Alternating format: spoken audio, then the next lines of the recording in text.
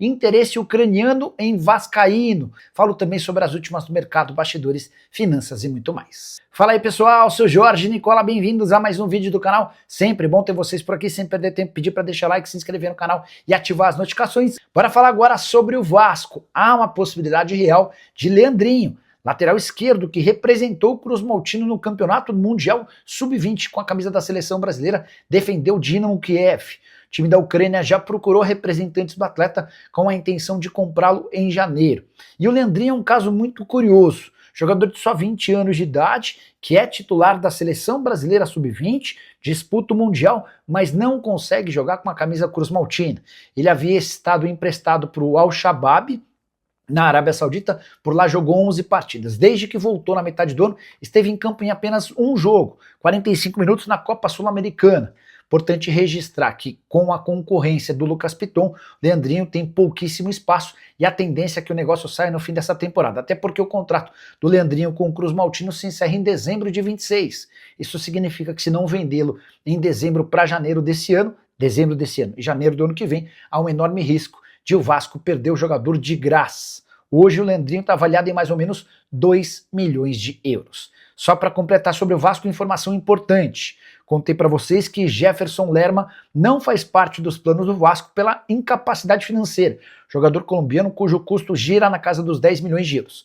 Depois que eu afirmei isso, houve quem dissesse que Fernando Diniz entrou em contato por telefone com Lerma para que ele possa virar reforço do Vasco. Entrei em contato com o staff do Fernando Diniz, que me assegurou que nunca existiu qualquer ligação entre o Diniz e o jogador colombiano. Olha aí, o Vasco voltou aos treinos e a boa notícia é o Ryan participou normalmente das atividades. A expectativa é que ele retorne na partida em casa contra o São Paulo, esse jogo que é no próximo domingo, né? O Vasco jogando em casa. Os jogadores terão mais 3 sessões de treinamento até o jogo de domingo, todas marcadas para o período da manhã com 10 horas cada um. Brincadeira. Mas é quase isso aí. Com 3 horas, com certeza. Aí, viu? Pode ter certeza. No campo, 3 horas. Ainda mais que eles tiveram 2 dias de férias, de folga, né? E eles descansaram. O Fernando Diniz, ele é um cara que gosta muito de treinar e eu não tenho dúvida que ele vai estar preparando essa equipe para o jogo contra o São Paulo. Uma ótima notícia ao Ryan descansado, ao Ryan bem. E o Vasco vai ter uma oportunidade aí, você pode até citar, porque é isso, né? Pode falar. O Vasco não vence 5 partidas seguidas no Brasileirão desde 1997. Naquela ocasião, o Vasco foi campeão do Campeonato Brasileiro, foi o tricampeão do Campeonato Brasileiro do Vasco, aquele ano que o Edmundo acabou com todo mundo dentro do futebol brasileiro, e naquela ocasião conseguiu isso 2 vezes. Cara, desde 1997, a gente está em 2025, são 28 anos sem conseguir vencer 5 seguidas no Brasileirão, que é algo muito difícil, tá? É verdade. Tá longe de ser fácil, ainda mais no momento atual, que todo mundo, assim, hoje você tem um nível maior de investimento, um nível maior entre as equipes, e o Vasco tem essa oportunidade contra o São Paulo. São 5 vitórias consecutivas. Seguidas no Brasileirão. Não é invencibilidade, tá, gente? Que empatar no futebol considera não perder. Aí você tá invicto se você empatar 50 vezes. Mas isso são 5 vitórias consecutivas, Pedrosa. É um feito espetacular. E assim, o São Paulo é uma equipe que quando vem ao Rio de Janeiro, nos últimos anos, por exemplo, tem dado um pouco de sorte pro Vasco da Gama.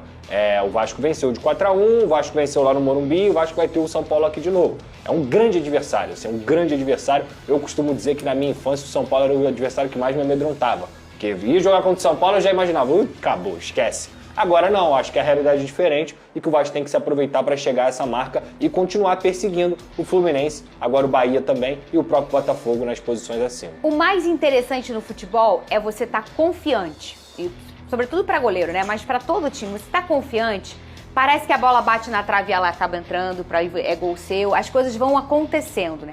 Aí tem ali um limite do eu tô confiante, como eu não tô mais humilde. Mas eu acho que o Diniz não deixa passar esse lance. O Diniz, ele consegue dar esse equilíbrio só da confiança para os jogadores, Vênus. Sem sombra de dúvidas. Isso aí é uma grande virtude do profissional, do técnico Fernando Diniz, porque ele consegue extrair o melhor dos jogadores e isso não é o Verê que está falando, nem a gente falando, são os próprios jogadores que relatam isso. durante a passagem dele pela seleção brasileira, inclusive.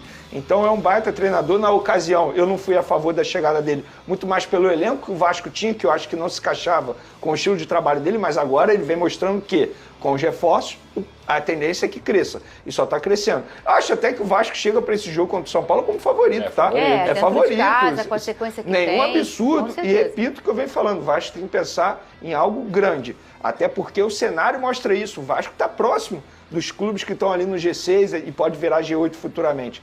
Então não é nenhum absurdo o Vasco pensar nessa vaga na Libertadores. E é um confronto direto, tá, gente? É um confronto direto aí entre o Vasco e São Paulo. Você acha que ele vai, o Ryan, normal?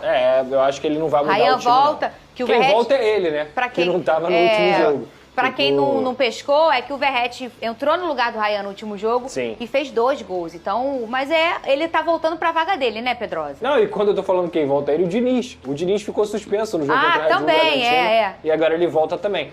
Cara, eu não vejo mudança necessária nesse time do Vasco. Acho que o Verratti vai ser um baita de um reserva de luxo nesse momento. Depois ele pode voltar a ser titular, depois ele pode encaixar no time de novo, mas nesse momento Como deve vir o Vasco? Léo Jardim, Paulo Henrique, Cuesta, Robert Renan, Lucas Piton, Barros, Tietê, Nuno Coutinho, Ryan e o Carlos Andrés Gomes. Viu como é que ele fala diferente até? Quase falou Verratti. Quase. Mano. Mas você vê que ele fala com veludo na voz. Isso é seleção, Pedrosa. Cuesta. Goleiro de seleção. Lateral de seleção. Camisa 10, gênio. Ryan, Ancelotti. Falar nisso, pouco se fala sobre o crescimento do Coutinho, hein? Tá Não, jogando em outros muita lugares. bola. O Pedrosa aqui, ó, Tá a tecla jogando do Coutinho. E ele, muita ó. bola. O crescimento do Vasco não é coincidência. O Coutinho voltou a performar bem. Tem gente que vê futebol pelo aplicativo. Não, velho. não dá. Aí olha o aplicativo. Só pelo SofaScore não dá, pô. Não adianta. O aplicativo é muito bom, tá? Mas se não assistir jogo, esquece, vai falar besteira. Agora eu vou botar aí, sabe quem? Eu tava monitorizada, né? É? Não tô mais. O que é, garoto? Não tô mais motorizada. Isso é boa notícia, cara. É boa notícia.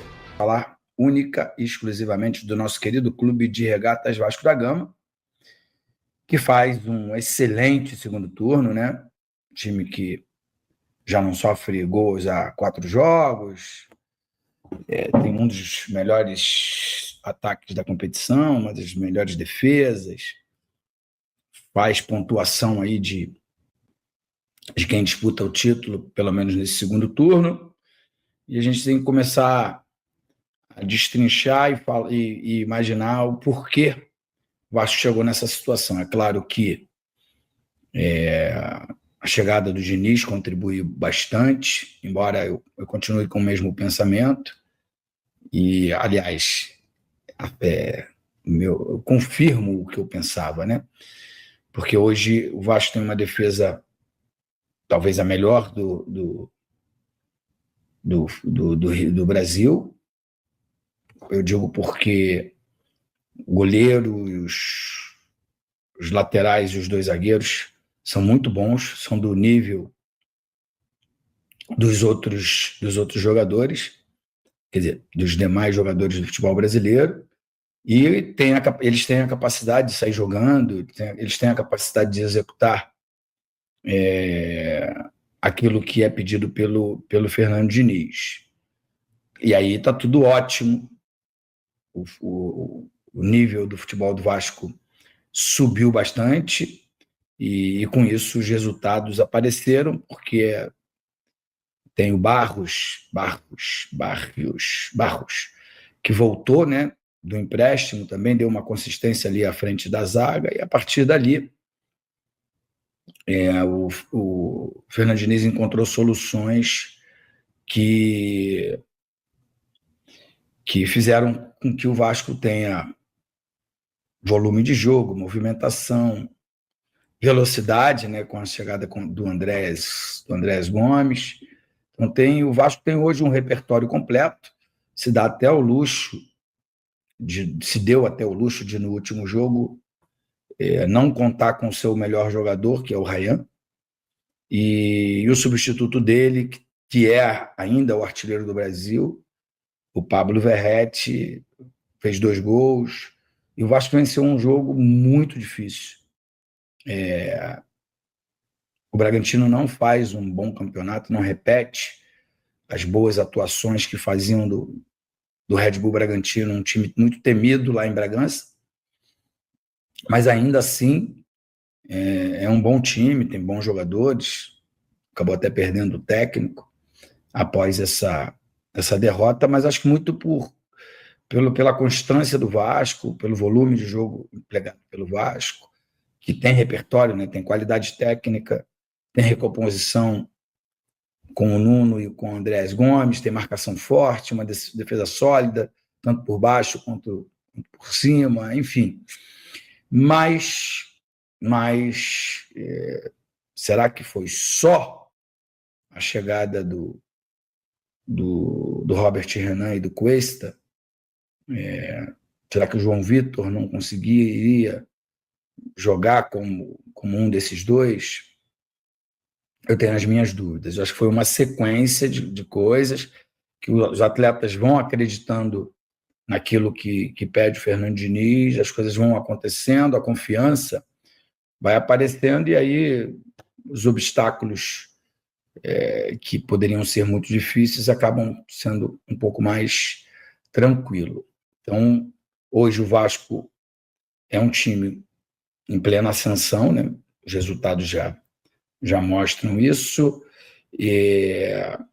O Vasco tem uma sequência boa, né, de 3 jogos no Rio de Janeiro, né, sendo um deles no Engenhão, e com isso o Vasco pode entrar ali no G6, sonhar com o G4, não sei. Nós, torcedores do Vasco, apaixonados pelo clube, a gente sempre acredita que o melhor vai acontecer, né? E que a gente já viu no próprio Campeonato Brasileiro de 97, aí eu vou falar da minha própria experiência, na Libertadores de 98, que todo mundo já dava o Vasco como eliminado, porque perdeu os 2 primeiros jogos.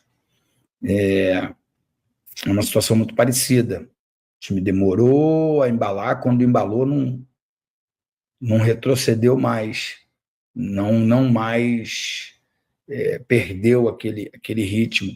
E aí acho que tem um pouco de tudo, um pouco de comissão técnica, jogadores e torcida, né? Claro que a diretoria, o novo diretor de futebol tem feito um excelente trabalho, não só pelos jogadores que chegaram, mas também pelos jogadores que ele conseguiu negociar, que pesavam na folha salarial. Então, no geral, é cada um fazendo o seu trabalho, cada um cumprindo bem a sua função, coisa que no ano passado, início desse ano, não estava acontecendo. E hoje, eu diria que o Vasco é um time muito fácil assim de você identificar aonde você pode melhorar para a próxima temporada, porque as janelas já fecharam. Eu acredito que o Vasco possa jogar a Libertadores de 2026, porque o Vasco tem 2 possibilidades, 2 frentes, e ele está muito bem nas 2, né? É semifinalista da Copa do Brasil, e acho que com possibilidades de ganhar. Eu diria até que se esses jogos fossem agora, nessa semana e na semana que vem, é o Vasco o time que está jogando o melhor futebol entre os 4 envolvidos. Futebol não dá para a gente prever nada, falta 50 e poucos dias aí para esses jogos acontecerem, as coisas podem mudar, e aí a opinião nossa também deve mudar, né? Mas hoje, se esses jogos fossem disputados hoje, eu apostaria que o Vasco seria o favorito para campeão. Está jogando melhor que o Fluminense, melhor do que o Corinthians e melhor que o Cruzeiro. Mas é futebol. Daqui a pouco a gente vai falar um pouco do confronto de hoje à noite, né, que tem o Racing e o Flamengo. O Flamengo é muito, mas muito, muito superior ao Racing, mas vai ter jogo. E vai ser difícil pra cacete. Mas como a live é do Vasco, a minha opinião é que o Vasco seria hoje o favorito entre os 4. Daqui a 50 dias, posso estar aqui novamente falando diferente, pensando ao contrário, apontando aí falhas, erros que hoje não estão acontecendo, né? O Fernando Diniz conseguiu encontrar um jeito de jogar que explora a qualidade técnica, a velocidade, o oportunismo de todos os jogadores que ele consegue mandar a campo. E ainda consegue ter substitutos à altura, né? Ainda não dá para dizer que o Vasco é candidato a título e que, enfim, principalmente no Campeonato Brasileiro, onde são 38 rodadas, que você precisa ter um elenco e tudo, mas já está começando a ter cara de time que pode brigar na parte de cima da tabela, pela camisa, pela tradição, pela torcida. Aliás, a torcida é um capítulo à parte. Essa torcida do Vasco esteve presente, e muito presente, né? Atuante, vibrante, nos momentos mais difíceis. A torcida esteve lá, e acho que passa muito por aí. Eu fui atleta, e sei o quanto é importante a energia positiva que vem das arquibancadas de São Januário e outros estádios Brasil afora, pela grandeza da torcida do Vasco, mas especialmente em São Januário e no Maracanã. São os palcos que o Vasco mais joga. Então, eu nunca vou cansar de elogiar esse comportamento da torcida do Vasco, mas essas últimas 2 temporadas em que o time oscilou bastante e que a diretoria também errou bastante nas contratações, e em algum momento a gente teve medo de que o Vasco pudesse lutar contra o rebaixamento, né, pela fragilidade de alguns setores, principalmente a defesa. A torcida estava lá apoiando, algumas vezes criticando, mas com presença maciça, né, demonstrando um amor incondicional ao clube. E isso a gente não pode negar que é uma coisa super importante e que vale muito para o trabalho do Fernando Diniz. Eu gosto muito do trabalho do Fernando Diniz no dia a dia, pelas entrevistas, nunca acompanhei, é claro, mas pelas entrevistas que ele deu, principalmente quando foi campeão da Libertadores com o Fluminense, quando assumiu a seleção brasileira, que aí o técnico é obrigado a falar um pouco mais. E eu gosto, ele tem um estilo um pouco do Tele Santana lá do passado, que se preocupa com o atleta como um todo, com a pessoa também como um todo, o que o cara faz no seu dia a dia que possa atrapalhar a sua vida e carreira. Então, eu acho isso muito legal.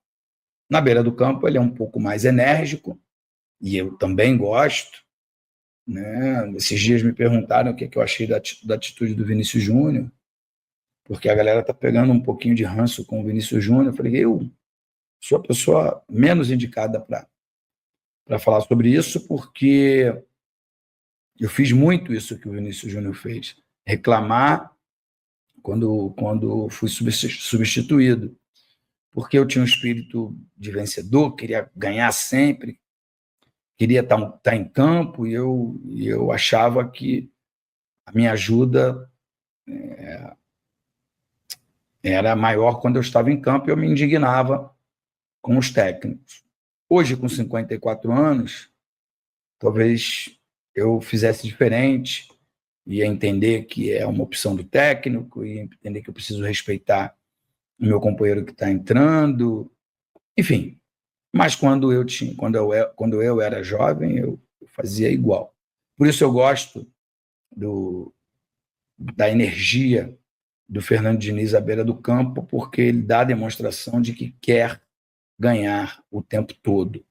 E o melhor, a gente só cobra de quem a gente acha que pode entregar. Então ele acha que, sei lá, o jogador que ele pega no pé aqui, ali, ou uma outra hora, pode fazer melhor do que ele fez naquele momento. Futebol é muito difícil, muito difícil. É uma grande paixão nossa. Todo mundo é técnico de futebol, todo mundo é craque de futebol, mas executar aqueles movimentos são de uma dificuldade gigantesca. Às vezes você até pensa e o corpo não responde, às vezes o corpo está preparado, mas a cabeça não está legal e às vezes não acontece. Como o técnico está do lado de fora e ele treinou exaustivamente aquelas execuções, ele fica bravo quando as coisas não saem quando ele quer. Então eu gosto, acho que o perfil é um perfil que tem muita cara do Vasco, ele fala muito bem do Vasco, ele diz que tem uma ligação muito forte, muito grande com o Vasco, e a torcida gosta desse tipo de atitude.